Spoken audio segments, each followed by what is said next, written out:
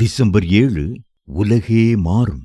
அதிகாரத்தை எதிர்த்து நிற்போர் கடவுளின் ஏற்பாட்டையே எதிர்த்து நிற்கின்றனர். ரோமர் 13:2.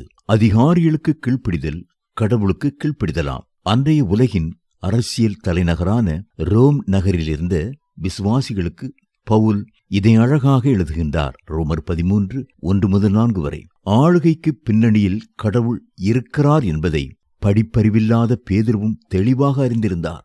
நீங்கள் மனிதருடைய கட்டளைகள் யாவற்றிற்கும் ஆண்டவருக்காய் கீழ்ப்படியுங்கள். அரசனுக்கானாலும் அவனால் அனுப்பப்பட்ட அதிகாரிகளுக்கானாலும் சரி, கீழ்ப்படியுங்கள். 1 பேதுரு 2:13-14. அதிகாரிகளுக்கு கீழ்ப்படிவது ஆண்டவருக்கு கீழ்ப்படிதலின் அடுத்த பக்கம். கடவுளுக்கு அஞ்சுங்கள், அரசருக்கு மதிப்பு கொடுங்கள். நாட்டின் சட்ட திட்டங்களுக்கு நாம் கீழ்ப்படிய அழைக்கப்பட்டிருக்கிறோம். இனி வருமான வரி செலுத்த தவறமாட்டோம். சுங்கவரி அதிகாரிகளை ஏய்க்க மாட்டோம். எவருக்கும் லஞ்சம் கொடுக்க மாட்டோம். சாலை விதிகளை மீறமாட்டோம். இப்படியெல்லாம் கிறிஸ்தவர் அனைவரும் உறுதி பூண்டுவிட்டால் உலகமே மாறிவிடும். ரோமர் 13:6-8.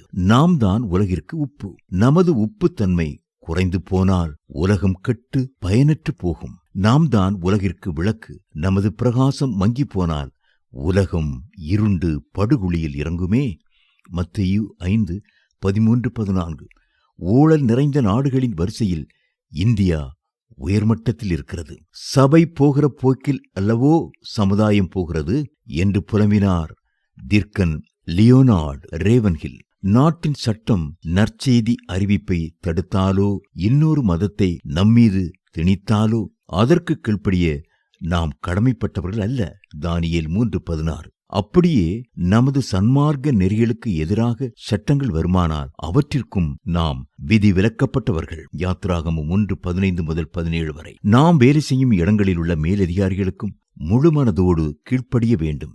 நமது அதிகாரிகளுக்கு கீழ்ப்படிவது கிறிஸ்துவை சேவிப்பதாம். கொலோசியர் 3:22-24 வரை. மேலதிகாரிகளில் நல்லவர்களுக்கும் சாந்த குணமுள்ளவர்களுக்கும் மட்டுமல்ல, முரட்டு குணமுள்ளவர்களுக்கும் நாம் கீழ்ப்படிய அழைக்கப்பட்டிருக்கிறோம். 1 பேதுரு 2:18. தமது மேலதிகாரி விசுவாசியாயிருப்பாரானால் இன்னும் கூடுதல் உற்சாகத்தோடு அவருக்கு உழைக்க வேண்டும். 1 தீமோத்தேயு 6:2. கடவுளுக்கு கீழ்ப்படுகிறேன் என்று சொல்லியும் அதிகாரிகளுக்கு கீழ்ப்படியாதவன் வீணன். கண்ணியம் அவனிடத்தில் இல்லை.